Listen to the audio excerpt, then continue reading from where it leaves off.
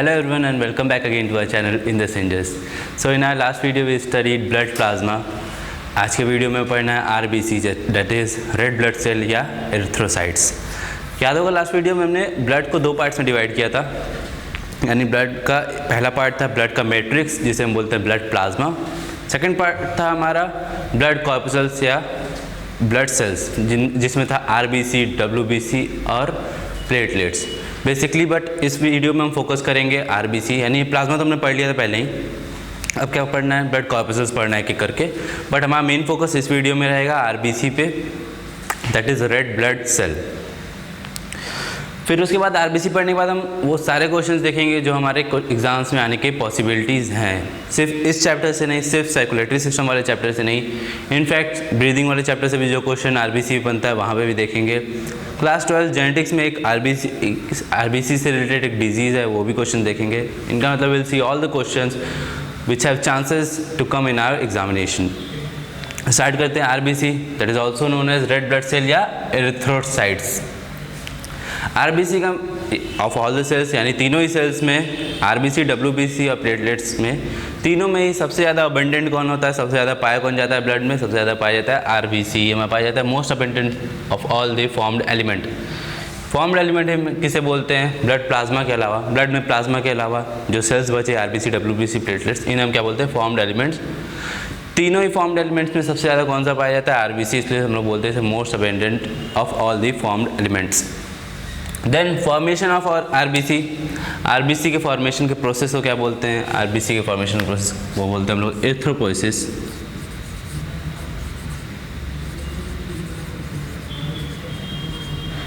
याद होगा मैंने लास्ट वीडियो में बताया था ब्लड के फॉर्मेशन को बोलते हैं हम लोग हीमोपोइसिस. पोइसिस यानी किसी भी चीज़ का फॉर्मेशन.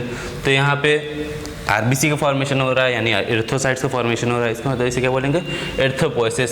सेकंड RBC के फॉर्मिंग ऑर्गन यानी एरिथ्रोपोइसिस किन ऑर्गन्स में होता है, जिन ऑर्गन्स में हमें होता है एरिथ्रोपोइसिस उन्हें हम बोलते हैं एरिथ्रोपोइटिक ऑर्गन.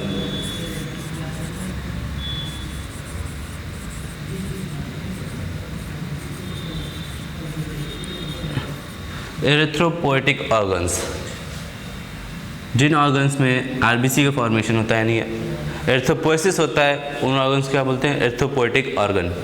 एग्जाम्पल एडल्ट्स में रेड बोन मैरो जैसा कि NCERT में दिया गया है चैप्टर 18 सर्कुलेटरी सिस्टम. एरिथ्रोपोइसिस का जो थर्ड लाइन है वहाँ पे लिखा RBC are formed in the red bone marrow in the adults. यानी एडल्ट्स में कहाँ पाया जाता है, रेड बोन मैरो में. इसका मतलब एम्ब्रियोनिक लाइफ में और किसी ऑर्गन्स में भी RBC का फॉर्मेशन होता होगा. एग्जाम्पल है स्प्लीन है, प्लेसेंटा है, थाइमस ग्लैंड जो कि हमारा है. तो एडल्ट्स में रेड बोन मैरो, उसके अलावा भी पाया जाता है एम्ब्रियोनिक लाइफ में. तो हमें वो नहीं याद रखना है, हमें जो NCERT में दिया गया है एडल्ट्स में किस में पाया जाता है, रेड बोन मैरो में RBC का फॉर्मेशन, इसलिए उसे क्या बोलते हैं, erythropoietic organ. Then life span of RBC. Last video में मैंने बताया था कि RBC के सेल्स डिवाइड नहीं करते हैं यानी नया सेल नहीं बनाते हैं. इनफैक्ट इनका एक लाइफ स्पैन फिक्स होता है, वो लाइफ स्पैन होता है 120 डेज.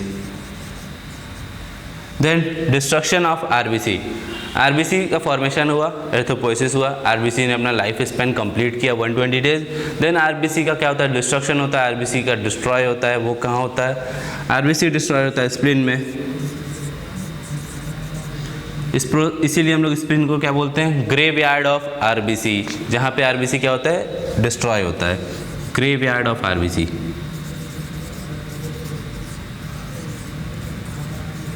ग्रेवयार्ड यानी कब्रिस्तान.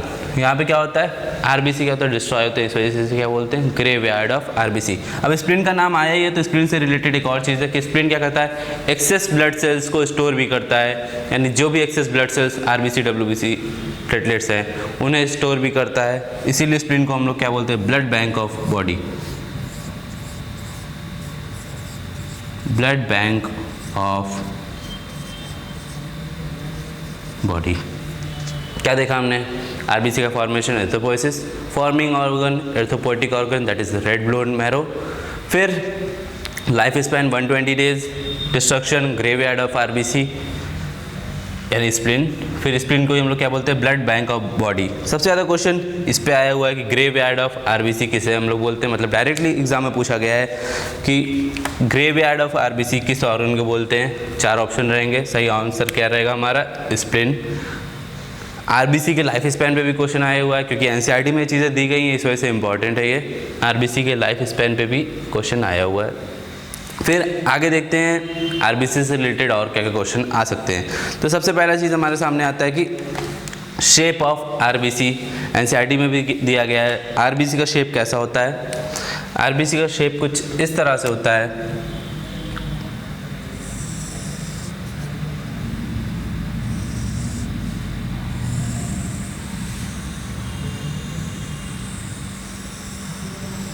आरबीसी का शेप कुछ इस तरह से होता है, इसे हम क्या बोलेंगे, बाइकॉनकेव शेप। बाइकॉनकेव शेप, ये क्या है, बाइकॉनकेव। बाइकॉनकेव होने का रीज़न क्या है, इससे क्या होगा, सरफेस एरिया ज़्यादा होगा। सरफेस एरिया ज़्यादा होगा तो आरबीसी में क्या होगा, हीमोग्लोबिन ज़्यादा स्टोर हो पाएगा। आरबीसी ज़्यादा से ज़्यादा ऑक्सीजन कैरी कर पाएगा। आरबीसी का काम क्या है, आरबीसी में हीमोग्लोबिन प्रेजेंट होता है। देखेंगे हीमोग्लोबिन क्या है। हीमोग्लोबिन एक बेसिकली क्या है, ऑक्सीजन कैरिंग पिगमेंट है, जो कि आरबीसी के अंदर पाया जाता है। तो सरफेस एरिया ज़्यादा होने की वजह से ज़्यादा से ज़्यादा हीमोग्लोबिन इसमें क्या होगा, स्टोर हो पाएगा। काम क्या होगा बाइकॉनकेव का, सरफेस एरिया इंक्रीज कराना।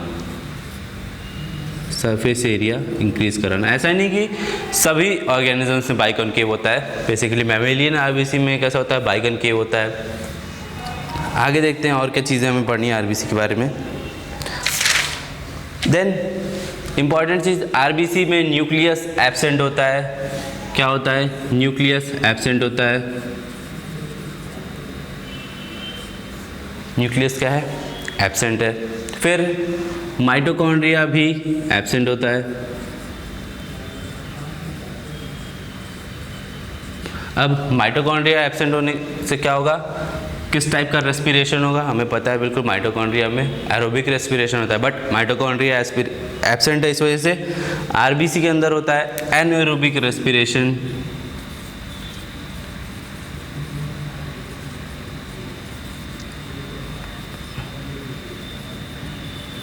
किस टाइप का रेस्पिरेशन होता है आरबीसी के अंदर, एनएरोबिक रेस्पिरेशन।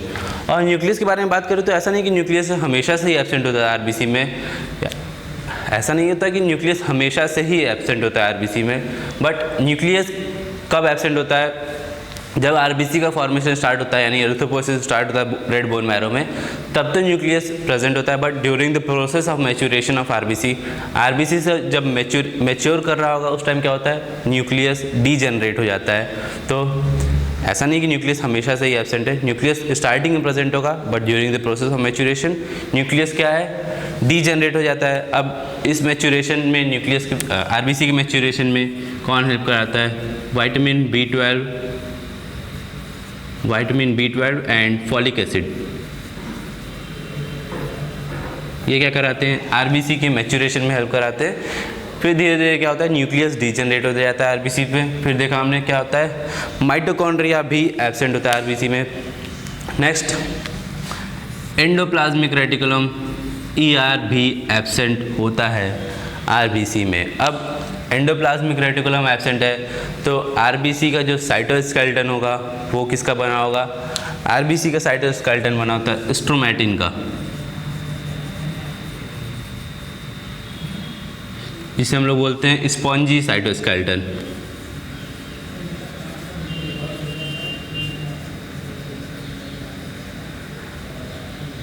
क्या बोला मैंने, एंडोप्लाज्मिक रेटिकुलम एब्सेंट है तो अब इसका जो एंडोस्केलेटन होगा वो किसका बना होगा, स्ट्रोमैटिन का, जिसे हम लोग बोलते हैं स्पॉन्जी साइटोस्केलेटन। यही स्ट्रोमैटिन ही रीज़न है कि आरबीसी ब्लड कैपिलरीज के थ्रू भी पास कर सकता है। हमें पता है ब्लड कैपिलरीज बहुत ही माइन्यूट साइज़ के होते हैं, लगभग 5 माइक्रॉन्स के होते हैं।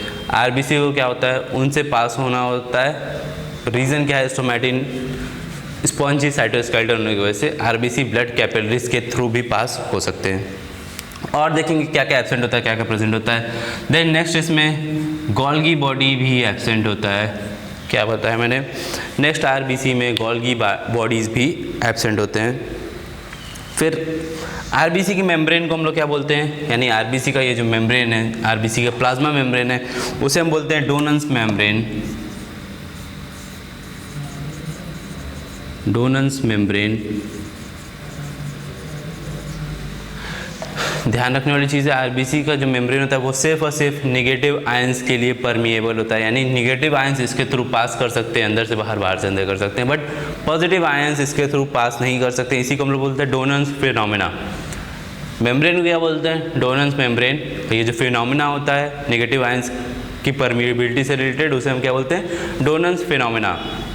फिनोमेना नहीं पूछा जा सकता है, डोनन्स मेम्ब्रेन पूछा गया एग्जाम में। आरबीसी की मेम्ब्रेन को क्या बोलते हैं, Donnan's membrane which is permeable to negative ions जैसे कि Cl- एंड HCO3-।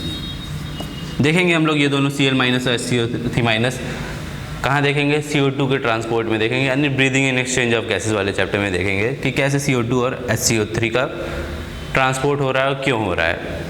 फिलहाल के लिए हमें क्या रखना है, क्योंकि हम आरबीसी पढ़ रहे हैं तो हमें जानना चाहिए कि आरबीसी से रिलेटेड क्या क्या क्वेश्चन आ सकते हैं। तो नेक्स्ट था हमारा आरबीसी की मेम्ब्रेन को हम लोग बोलते हैं डोनन्स मेम्ब्रेन। देन आरबीसी पे क्या प्रेजेंट होता है, आरबीसी पे साथ ही साथ हमारा प्रेजेंट होता है एंटीजन ऑफ ब्लड ग्रुप, यानी ब्लड ग्रुप को कैसे डिफरेंशिएट किया जाता है, AB, O, 4 टाइप्स के ब्लड ग्रुप होते हैं। तो इनका जो एंटीजन होता है, डिटेल में भी आगे पढ़ेंगे, ये एंटीजन जो होता है जो डिफरेंशिएट करता है ब्लड ग्रुप के टाइप को, वो भी कहाँ प्रेजेंट होता है, आरबीसी के सरफेस पे।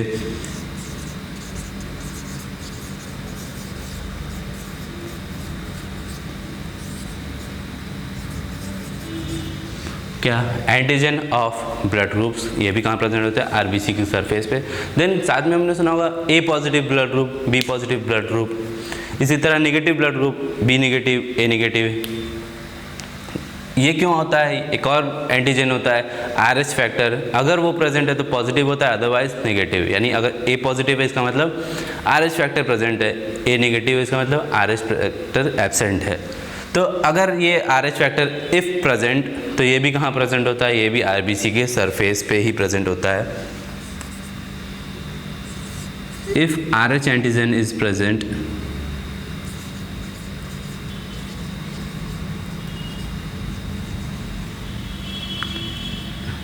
It is also present on surface of RBC. ये भी कहाँ होता है, सरफेस ऑफ आरबीसी पे ही होता है।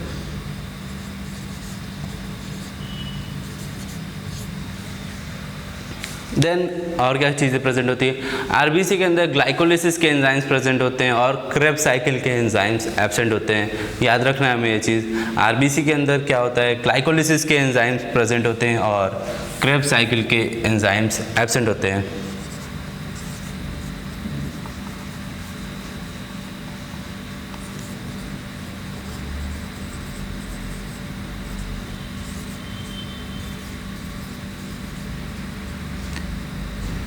Enzymes of glycolysis is present,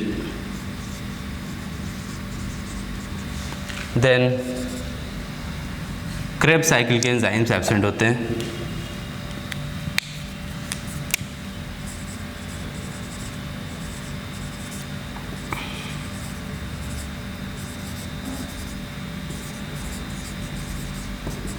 glycolysis और क्रेब्स साइकिल हमने रेस्पिरेशन चैप्टर में पढ़ा है क्या होता है, तो उनसे रिलेटेड जो भी एंजाइम्स होते हैं वो आरबीसी प्रेजेंट होते हैं ग्लाइकोलिसिस से रिलेटेड, और एंजाइम्स क्रेब्स साइकिल से रिलेटेड जो भी एंजाइम्स होते हैं वो क्या होते हैं, एब्सेंट होते हैं।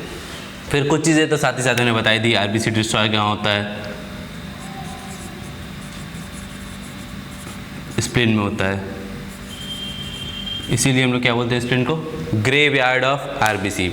देन अब एक इम्पॉर्टेंट चीज़ आता है कि आरबीसी का काम है हमारे ऑक्सीजन को कैरी करना।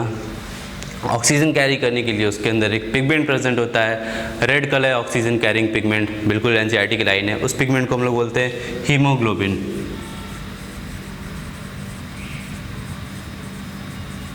यानी जितना ज़्यादा हीमोग्लोबिन होगा उतना ज़्यादा ऑक्सीजन कैरिंग कैपेसिटी आरबीसी की ज़्यादा होगी।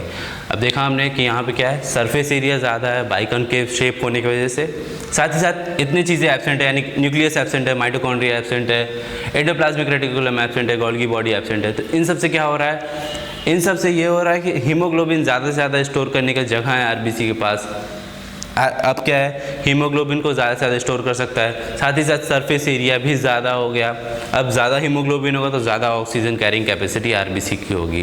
तो हीमोग्लोबिन का काम क्या है, ऑक्सीजन कैरिंग कैपेसिटी को बढ़ाना। हीमोग्लोबिन के बारे में थोड़ा डिटेल में हम लोग देखते हैं क्या चीज़ है ये।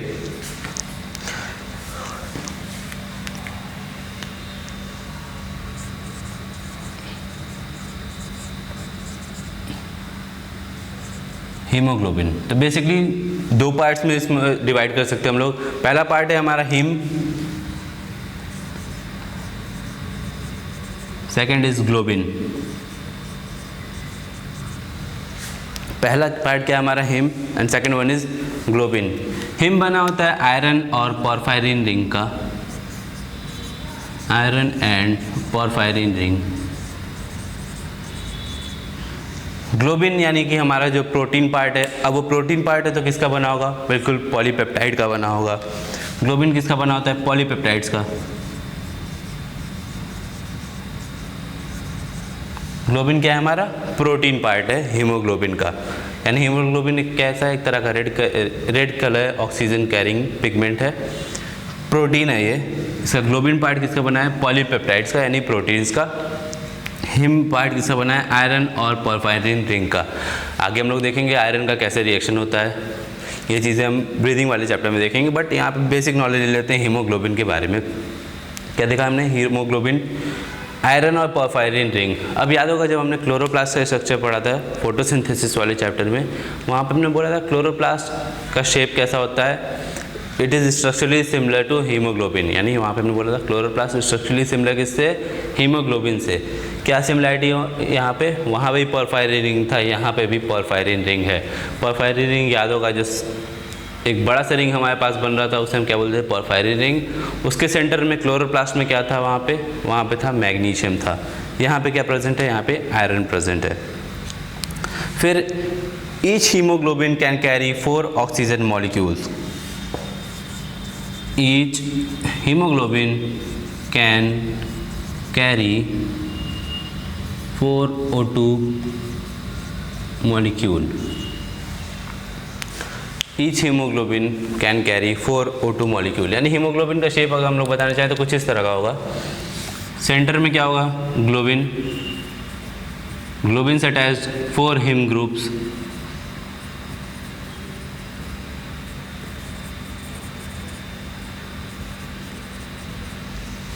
सेंटर में क्या होगा हमारा, ग्लोबिन वाला पार्ट होगा यानी प्रोटीन पार्ट होगा।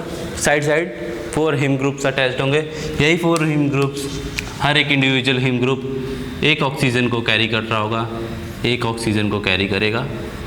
इसीलिए हमने क्या बोला, ओवरऑल एक हीमोग्लोबिन मॉलिक्यूल 4 ऑक्सीजन को कैरी कर सकता है। फिर हीमोग्लोबिन का जो ग्लोबिन पार्ट है यानी ये जो पॉलीपेप्टाइड पार्ट है ये 4 टाइप्स का होता है, that is alpha, beta, gamma and delta. Alpha, beta and gamma and delta. इस बेसिस पे हीमोग्लोबिन 2 टाइप्स के पाए जाते हैं। एडल्ट्स में जो हीमोग्लोबिन पाया जाता है और फीटस में। एडल्ट हीमोग्लोबिन और फीटल हीमोग्लोबिन में क्या डिफरेंस होता है, एडल्ट में 2 अल्फ़ा और 2 बीटा पाए जाते हैं। फीटल हीमोग्लोबिन में 2 अल्फ़ा और 2 गामा सब यूनिट्स पाए जाते हैं हीमोग्लोबिन के। यही रीज़न है कि फीटल हीमोग्लोबिन का O2 कैरिंग कैपेसिटी ज़्यादा होता है। क्या होता है इसका, ऑक्सीजन कैरिंग कैपेसिटी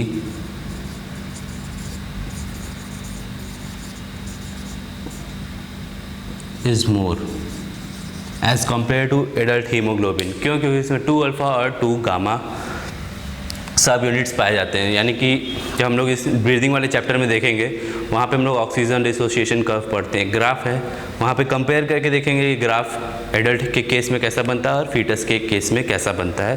फिलहाल ये क्वेश्चन आया हुआ भी है कि एडल्ट हीमोग्लोबिन का ऑक्सीजन कैरिंग कैपेसिटी ज़्यादा होता है या फीटल हीमोग्लोबिन का ऑक्सीजन कैरिंग कैपेसिटी ज़्यादा होता है। ये भी क्वेश्चन आया हुआ है कि हर हीमोग्लोबिन मॉलिक्यूल कितने O2 मॉलिक्यूल को कैरी कर सकता है। साथ ही साथ ये जितनी चीज़ें इस डायग्राम में बनाई गई है वो तो इम्पॉर्टेंट है ही हमारे लिए।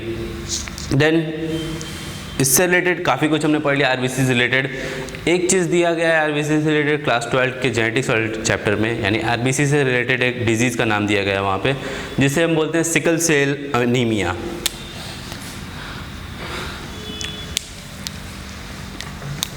Sickle cell anaemia.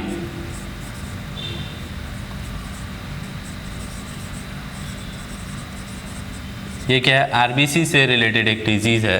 इस डिजीज़ में होता क्या है, अब नॉर्मली आरबीसी का शेप हमने देखा वो कैसा होता है, वो बाइकनकेव शेप होता है, बट सिकल सेल अनीमिया में आरबीसी का शेप कुछ इस तरह का हो जाता है, यानी सिकल शेप का हो जाता है। अब सिकल शेप होने की वजह से क्या होगा, कम हीमोग्लोबिन स्टोर होगा आरबीसी के अंदर। क्यों? क्योंकि सरफेस एरिया बाइकनकेव होने की वजह से ज़्यादा था। अब कैसा है, सिकल शेप है, यानी कम हीमोग्लोबिन स्टोर होगा। कम हीमोग्लोबिन स्टोर होगा तो इस डिजीज़ में जिस भी इंडिविजुअल में यह डिजीज़ होगी उसके अंदर ऑक्सीजन कैरिंग कैपेसिटी क्या होती है, रिड्यूस हो जाती है। यानी सिकल सेल अनीमिया में उस इंडिविजुअल के आरबीसी की ऑक्सीजन कैरिंग कैपेसिटी क्या होती है, रिड्यूस हो जाती है। सिकल सेल अनीमिया रीज़न बहुत बार एग्जाम में पूछा गया कि सिकल सेल अनीमिया होता क्यों है, तो ध्यान रखना हमें कि इसके 6 position of beta globin chain, इसके 6 position of beta globin chain पे क्या होता है, बीटा ग्लोबिन कौन सा है, यही बीटा ग्लोबिन है, 2 अल्फा 2 बीटा वाला। इसके 6 position of beta globin chain पे क्या होता है, glutamic acid is replaced by valine. NCERT में कुछ इस तरह का डायग्राम दिया गया है, ग्लू यानी ग्लूटामिक एसिड रिप्लेस किससे हो जाता है, वैलिन पे। ग्लू और वेल करके 12th की एनसीईआरटी में डायग्राम में दिया गया है, बहुत डिटेल में वहाँ पे भी नहीं दिया गया है, बट क्वेश्चन बहुत बार पूछा गया है कि सिकल सेल अनीमिया क्यों होता है। ध्यान रखना हमें सिकल सेल अनीमिया क्यों होता है, क्योंकि 6 position of beta globin chain पे क्या होता है, glutamic acid is replaced by valine. In fact ये मेरा बताने का रीज़न यही था कि बीटा ये क्या होता है, यानी मुझे यहाँ पे बताना था कि 6 पोजीशन ऑफ बीटा ग्लोबिन क्या होता है, उसी की वजह से यहाँ पे मैंने अल्फ़ा बीटा गामा डेल्टा का नाम लिखा था। अदरवाइज़ ये चीज़ें उतना नहीं पूछी जाती है, बट समझने के लिए हमने यहाँ पे उसको भी पढ़ लिया। ये तो पूछा गया ही है कि फीटल का ऑक्सीजन कैरिंग कैपेसिटी क्या ज़्यादा होता है या एडल्ट का। तो इसी के साथ आरबीसी से रिलेटेड जितने भी क्वेश्चन हमारे एग्जाम में आने की पॉसिबिलिटी हैं, मैक्सिमम चीज़ों को हमने देख लिया। फिर अब इंडिविजुअली करके जिस चैप्टर में जो चीज़ें आएंगी उनको उस चैप्टर के साथ अलग से डिटेल में पढ़ेंगे। सबसे ज़्यादा इंपॉर्टेंट क्या है, ये डायग्राम जो यहाँ पे बनाया गया है, कोई थ्योरी पढ़ने की ज़रूरत नहीं है, कुछ पढ़ने की ज़रूरत नहीं है बुक वगैरह। इस डायग्राम को याद रखना है, क्या चीज़ें प्रेजेंट होती हैं, क्या शेप होता है, क्या चीज़ें एब्सेंट होती हैं, कौन से एंजाइम प्रेजेंट होते हैं, ग्लाइकोलिसिस के एंजाइम प्रेजेंट होते हैं, क्रेब्स साइकिल के एंजाइम एब्सेंट होते हैं, सब की सब चीज़ें हमें याद रहेगी। न्यूक्लियस एब्सेंट होगा, सबसे इंपॉर्टेंट चीज़ तो ये एग्जाम में आया हुआ कि आरबीसी में क्या होता है, न्यूक्लियस एब्सेंट होता है, माइटोकॉन्ड्रिया एब्सेंट है, एंडोप्लाज्मिक रेटिकुलम एब्सेंट है। स्पॉन्जी साइटोस्केलेटन होने की वजह से क्या हो सकता है, ये ब्लड कैपिलरीज के थ्रू पास कर सकता है। आरबीसी के मेम्ब्रेन के बारे में पूछा गया है, इसके वो बोलते हैं डोनेंस मेम्ब्रेन, जो कि परमिएबल है नेगेटिव आयंस के लिए। एंटीजेंस प्रेजेंट होते हैं आरएच फैक्टर के लिए, दोनों ही टाइप के ब्लड ग्रुप के लिए, यानी आरएच फैक्टर और normal AB O blood group के लिए भी। एंजाइम्स बता ही दिया, प्रोसेस ऑफ आरबीसी के फॉर्मेशन, एर्थ्रोपोइसिस, एर्थ्रोपोइटिक ऑर्गन किसे बोलते हैं, रेड बोन मैरो को बोलते हैं, life span, destruction of RBC, spleen हमारे यहाँ पे बहुत इंपॉर्टेंट है, graveyard of RBC. So next video में मिलते हैं। आरबीसी पढ़ लिया हमने पूरा, नेक्स्ट वीडियो में हम लोग पढ़ेंगे WBC के बारे में। Thank you so much, see you all in our next video.